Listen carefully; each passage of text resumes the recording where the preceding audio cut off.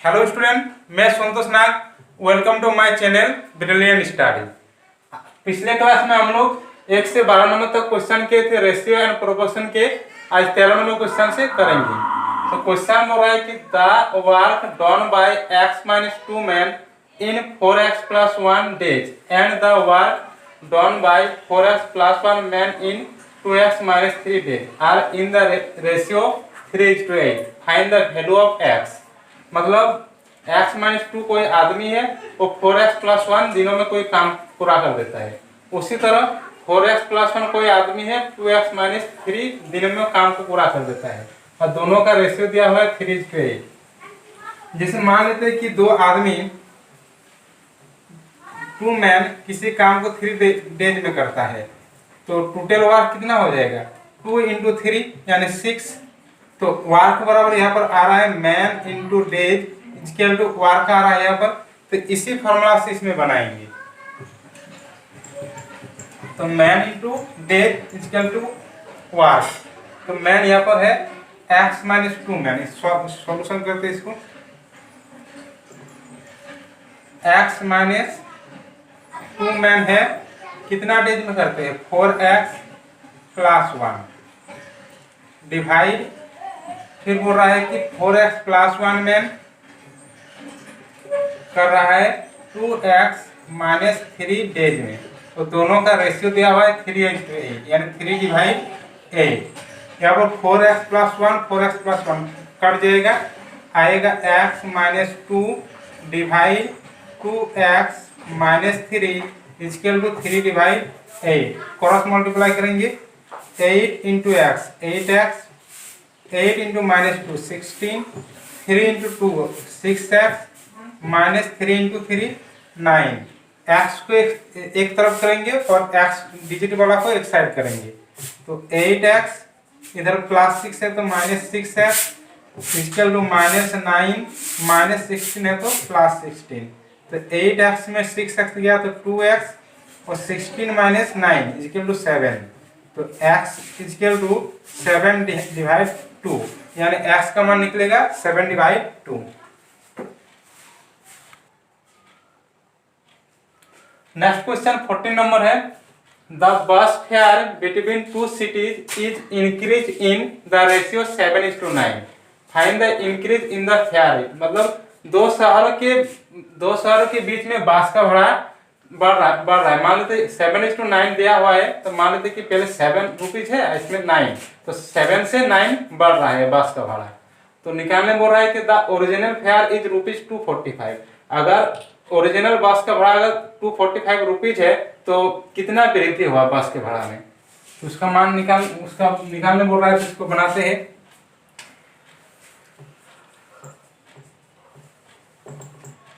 तो the new bus fair, यहाँ पर न्यू बस फेयर क्या होगा? किसके रेस्पेक्ट में वृद्धि हो रहा है? 7 की। मतलब पहले 7 था, फिर 7 से 9 में वृद्धि हो रहा है, यानी पहले 7 फिर 9 वृद्धि हो रहा है इनटू ओरिजिनल बस फेयर।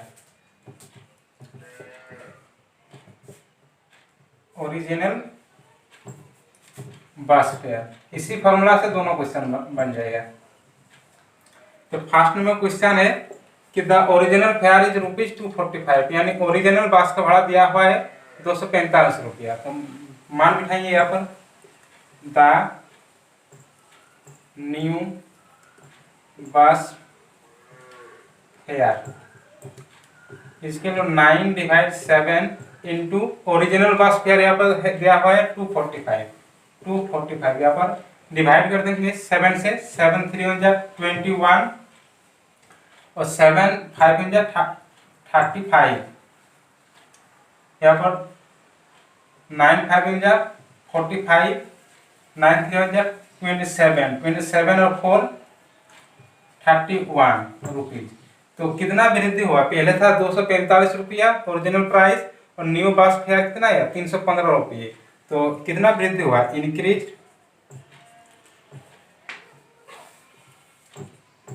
इन बस फेयर 315 रुपया आया, और पहले था 245 रुपये। तो इसको सब्ट्रैक्ट कर देंगे। 5 में 5 गया 0, 11 में 4 गया 7, यानी 70 रुपीज। सेकेंड नंबर क्वेश्चन भी इसी तरह बनेगा, खाली मान बिठा देंगे कि इसमें द इंक्रीज फेयर इज ₹207, मतलब बांस का वृद्धि के पश्चात इसका मूल्य दिया हुआ है। तो इसमें निकाल कितना वृद्धि हुआ, तो द न्यू बांस फेयर, तो द न्यू बांस फेयर इसका मान हो जाएगा 207 रुपीज इक्वल टू 9/7। इसमें ओरिजिनल बांस फेयर निकालेंगे इनटू ओरिजिनल बांस फेयर। तो यहाँ पर कट जाएगा 9 2 18 और 9 3 27। क्रॉस मल्टीप्लाई यहाँ पर होगा 7 3 21 और 7 2 14, यानी 16 बराबर ओरिजिनल बांस फेयर। तो ओरिजिनल बांस फेयर आ गया 161। नेक्स्ट क्वेश्चन 15 नंबर है कि by increasing the cost of entry ticket to a fair in the ratio 10:13 the number of visitors to the fair has decrease in the ratio 6:5। In what ratio has the total collection increase और decrease. मतलब entry ticket है, प्रवेश शुल्क है किसी जगह का 10:13, मतलब वृद्धि हो रहा है। पहले 10 रुपया था, बाद में 13 रुपया आया। उसी तरह अगर विजिटर का टिकट, अगर टिकट का मूल्य बढ़ेगा तो विजिटर की संख्या में तो कमी होगा ही। अगर पहले 10 रुपया था, बाद में 13 रुपया आया, तो टिकट का मूल्य अगर बढ़ेगा तो विजिटर की संख्या में कम आएगा, इसलिए इसमें डिक्रीज हो रहा है 6:5 में। तो यहाँ पर निकालने बोला है कि इन what ratio has the total collection increase और डिक्रीज, मतलब टोटल कलेक्शन में इंक्रीज होगा या डिक्रीज होगा, उसको निकालने बोला है। तो बनाते हैं, चलिए इसको।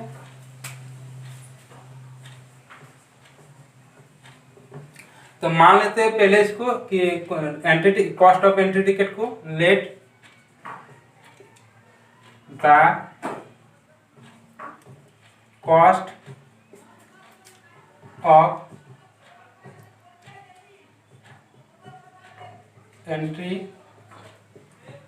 Ticket initially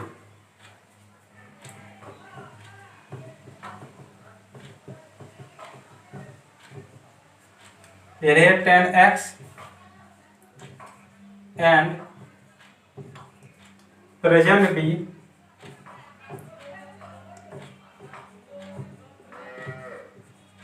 13x respectively।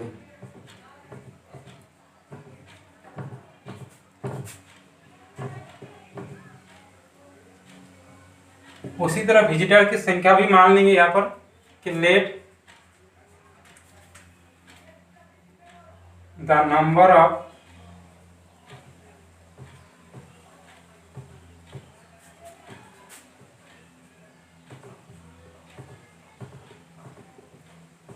visitors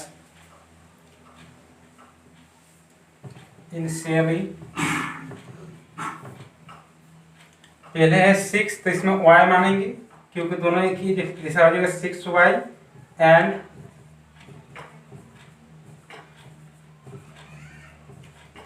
present be 5y respectively।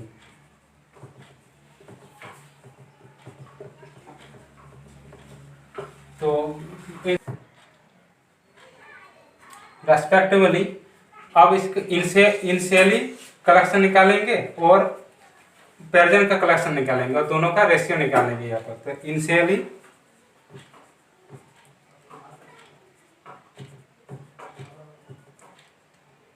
Total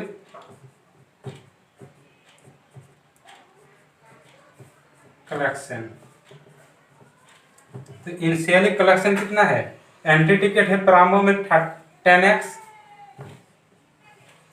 into visitor की संख्या प्रारंभ में है 6y। तो इनिशियली टोटल कलेक्शन है 10x इंटू 6y। अब प्रेजेंट निकालते हैं, प्रेजेंट टोटल कलेक्शन अब करते हैं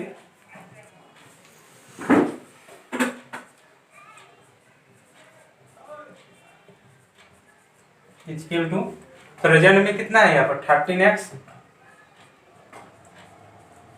इंटू प्रेजेंट में यहाँ पर डिजिटल की संख्या है 5y। तो दोनों का टोटल कलेक्शन निकालिए। Initially total collection 10x into 6y और present total collection 13x into 5y। अब दोनों का रेशियो निकाल देंगे। तो रेशियो ऑफ टोटल कलेक्शन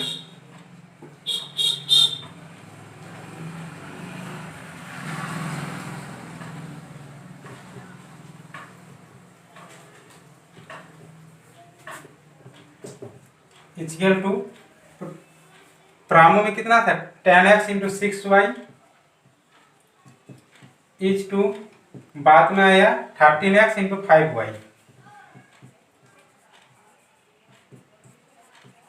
तो दोनों का रेशियो आप निकालेंगे।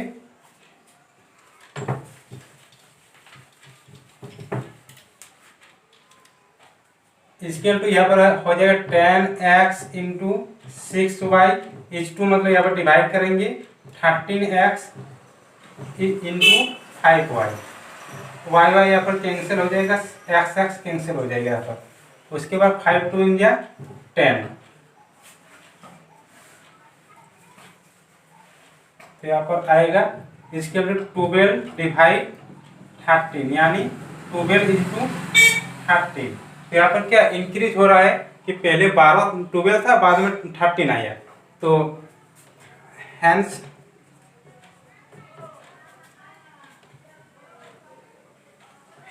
the total collection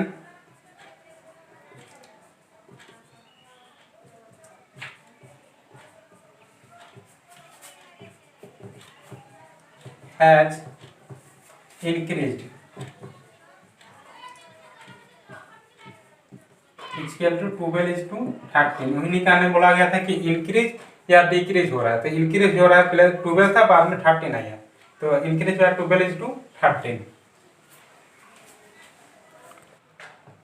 next question 16 number है कि in a basket the ratio between the number of orange and the number of apple is 7 is to 13।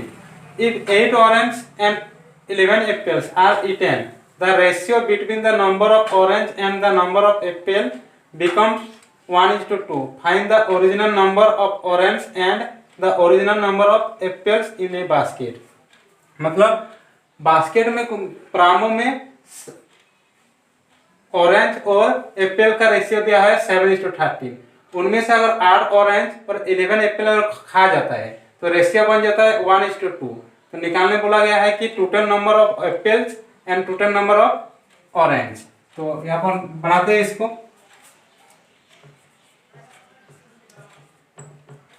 तो number of orange and number of apples को मान लेते हैं कि let the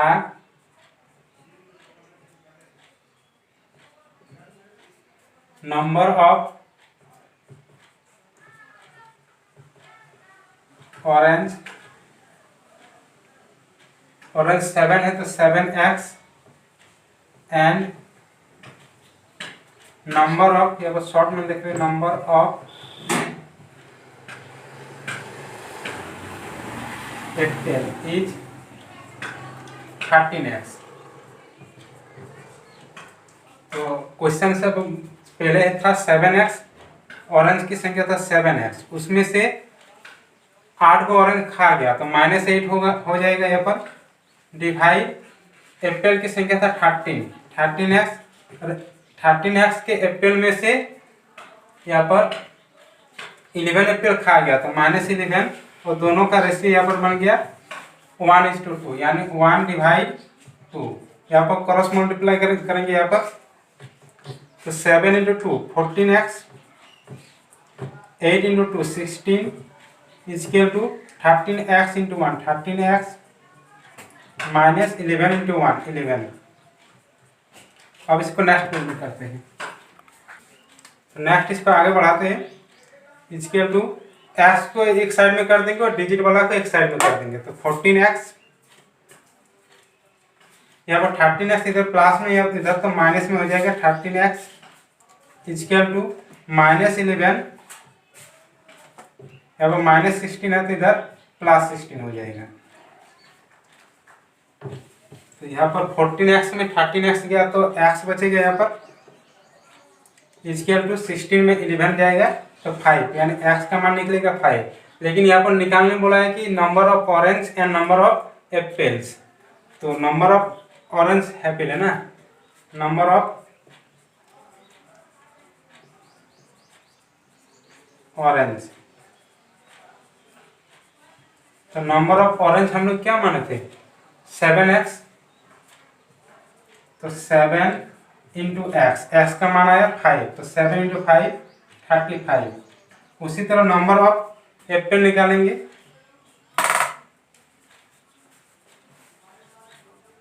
number of Apple, number of Apple मान थे 13x, इसके लिए 13 इंटू 5 65। तो दोनों का संख्या मान निकालिए कि नंबर ऑफ एप्पल्स आया 65 और नंबर ऑफ ऑरेंज आया 35।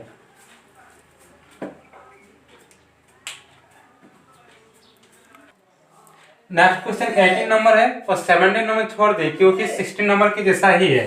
तो 18 नंबर में क्वेश्चन है कि if a is to b is equal to 3 is to 4 and b is to 6 is equal to 6 is to 7, find a is to b is to 6c। तो इसको बनाते हैं, यहाँ पर a is to b यानी a divide b दिया हुआ है 3 डिवाइड 4 और b is to c यानी b डिवाइड c इसके तो दिया हुआ है 6 डिवाइड 7। तो निकालने बोला गया है कि a b c, a is to b is to c। तो यहाँ पर एक चीज देख पा रहे हैं कि b यहाँ पर कॉमन आ रही है, यहाँ पर भी b है और यहाँ पर भी b है। तो अगर हम b के मान को दोनों में अगर हम समान कर देंगे, इक्वल कर देंगे तो मान निकल जाएगा। तो यहाँ पर b का मान है 6, इसमें b का मान है 4। तो इक्वल कैसे करेंगे, तो यहाँ पर 4 और 6 का एलसीएम करेंगे, 4 और 6 का एलसीएम आएगा 12, तो दोनों को 12 करेंगे। तो 12 करेंगे तो यहाँ पर 3 से मल्टीप्लाई करेंगे, तो नीचे अगर 3 से मल्टीप्लाई करेंगे तो ऊपर में भी तो 3 से मल्टीप्लाई करना होगा। इसमें 12 b को 12 बनाने के लिए 2 से मल्टीप्लाई करना होगा, ऊपर में 2 से मल्टीप्लाई किए तो नीचे भी 2 से मल्टीप्लाई करना होगा। यहाँ पर आएगा 3 इंटू 3 9, यहाँ पर 4 इंटू 3 12 इसके टू 6 इंटू 2 12 डिवाइड 7 इंटू 2 14। निकालने बोला गया है कि a is to b is to c। तो यानी मान बिठा देंगे, अब a का मान आया 9, इज टू b का मान आया 12 और c का मान आया 14। तो यानी a is to b is to c का मान आया 9 इज टू 12 इज टू 14। तो इस तरह का मैथ में एक ही नियम है कि जो कॉमन आता है उसको हम समान इक्वल कर देंगे। जैसे यहाँ पर b कॉमन आ रहा है, यहाँ पर भी b है, यहाँ पर भी b है, तो दोनों की इक्वल कर दिए। यहाँ पर 12, यहाँ पर भी b का मान 12 और मान बिठा दिए। तो a is to b is to c आ गया 9 इज टू 12 इज टू 14। फिर सेकंड, यहाँ पर फर्स्ट नंबर क्वेश्चन है, सेकंड नंबर क्वेश्चन निकालने बोला गया है कि a इज टू c यानी निकालने बोला गया कि इज टू का हम a डिवाइड c के रूप में लिख सकते हैं। तो यहाँ पर अगर हम a divide b into b divide c करेंगे तो a डिवाइड c नहीं आ जाएगा, क्योंकि b और b कट जाएगा, आएगा a डिवाइड c।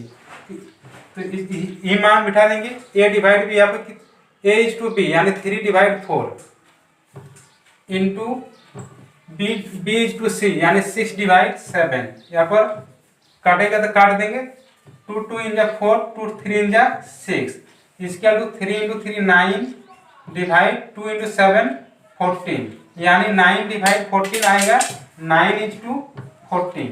तो a इज टू 6 का आंसर आएगा 9 इज टू 14। अब है 18 का ही b नंबर है, तो इसमें a इज टू b दिया हुआ है 2 इज टू 5, यानी इसको हम बनाते हैं आगे। a इज टू b को लिख सकते हैं a डिवाइड b, यानी a डिवाइड b दिया हुआ है 2 डिवाइड 5 और a इज टू c यानी a डिवाइड c यहाँ पर दिया हुआ है 3 डिवाइड 4। तो यहाँ पर भी निकालने बोला गया है कि a is to b is to c। तो यहाँ पर भी a is to b is to c निकालने बोला गया है। तो यहाँ पर कॉमन क्या है, यहाँ पर a कॉमन है, यहाँ पर भी a है, यहाँ पर भी a कॉमन है। तो जो कॉमन रहता है उसको इक्वल कर देते हैं। तो इक्वल कैसे करते हैं, कि दोनों का एलसीएम लेते हैं कि a का मान यहाँ पर 2 है और a का मान यहाँ पर 3 है। तो 2 और 3 का एलसीएम आएगा 6, यानी ए का मान करेंगे 6, तो ए का मान यहाँ पर 6 कैसे करेंगे, इसमें अगर मल्टीप्लाई 3 कर देंगे तो 6 आ जाएगा, तो ऊपर में मल्टीप्लाई 3 किए तो नीचे में भी 3, यहाँ पर 3 इंटू 2 इंटू 2, तो यहाँ पर 2 इंटू 3 आएगा 6, 5 इंटू 3 आएगा 15 बराबर 3 इंटू 2 6 डिवाइड 8। अब निकालने बोला गया है कि a is to B is to C, तो a is to B is to C, यानी a का मान आया यहाँ पर 6 इज टू बी का मान आया 15 और c का मान आया 8, यानी a is to B is to c का मान आया 6 is to 15 is to 8। Next question 19 नंबर है कि if 3a is equal to 4b is equal to 6c find a is to b is to c, यानी यहाँ पर दिया हुआ है 3a is equal to 4b is equal to 6c, तो पहले दो को लिखते हैं कि 3a is equal to 4b दिया हुआ है यहाँ पर, तो यहाँ पर हो जाएगा a डिवाइड b नीचे आ जाएगा इज इक्वल टू 4 डिवाइड 3। उसी प्रकार हम यहाँ पर 4b बराबर 6c भी लिख सकते हैं या 3a बराबर 6c भी लिख सकते हैं, तो 4b बराबर 6c लिखते हैं, तो equal to b divide c equal to आएगा 6 डिवाइड 4। तो यहाँ पर अगर काट देंगे यहाँ पर तो 2 3 इन जा 6 2 2 इन जा 4, तो आएगा 3 डिवाइड 2। तो उसी तरह का क्वेश्चन बन गया, a डिवाइड b बराबर 4 डिवाइड 3 दिया हुआ है और b divide c equal to 3 divide 2 दिया हुआ है। निकालने बोला है कि a is to b is to c, तो यहाँ पर कॉमन आ रहा है b और जो कॉमन होता है उसको इक्वल करते हैं और b का मान यहाँ पर इक्वल ही है, इसमें भी 3 है इसमें भी 3 है, तो खाली मान बिठा देंगे। तो निकालने बोला गया है कि a is to b is to c, यानी a का मान कितना आया यहाँ पर, a का मान 4 इज टू b का मान 3 इज टू c का मान 2, इसका आंसर आएगा 4 is to 3 is to 2। Next question 20 नंबर है, कंपाउंड रेशियो निकालने बोला गया है कि find the compound ratio of. तो फर्स्ट क्लास में जिसने हम कॉन्सेप्ट पढ़ाए थे उसी दिन दिखाए थे कि कंपाउंड रेशियो कैसे निकाला जाता है, तो नहीं देखे अभी तक तो जाकर प्ले लिस्ट में जाकर देख लीजिएगा। तो यहाँ पर कंपाउंड रेशियो निकालते इसका, ये फर्स्ट नंबर क्वेश्चन है।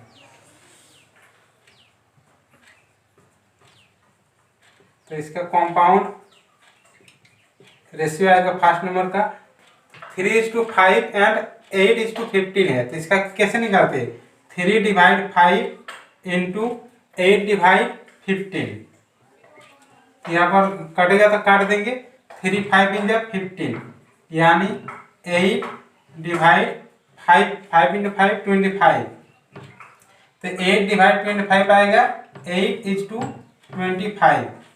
उसी तरह सेकंड नंबर क्वेश्चन भी बनेगा 2 divide 3 into 9 divide 14 into 14 divide 27, और जो आगे बना लीजिएगा सेकंड नंबर क्वेश्चन, और थर्ड नंबर क्वेश्चन हम बना दे रहे हैं यहाँ पर।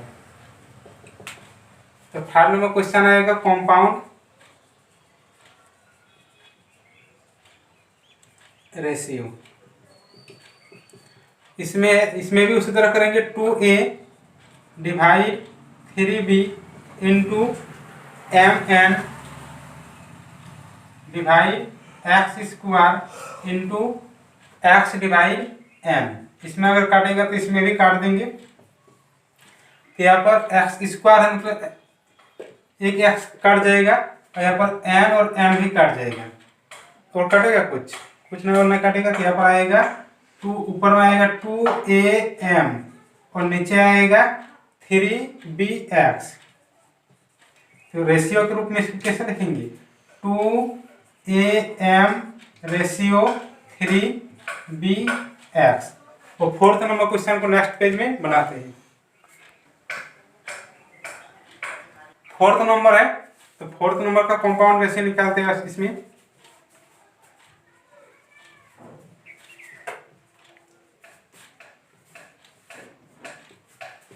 इक्वल टू √2:1 है, तो यानी √2 divide 1 into 3 divide √5 into √20 divide 9 आएगा। तो इक्वल टू यहाँ पर √2 डिवाइड 1 है इंटू 3 डिवाइड √5 है इंटू √20 है। तो √20 को हम √5 इंटू √4 के फॉर्म में लिख सकते हैं डिवाइड 9। तो यहाँ पर √5 और √5 कैंसिल हो जाएगा और यहाँ पर 3 × 9 तो इक्वल टू √2 इंटू आ रहा है √4। तो √4 का स्क्वायर रूट होगा 2 डिवाइड यहाँ पर 1 इंटू 3।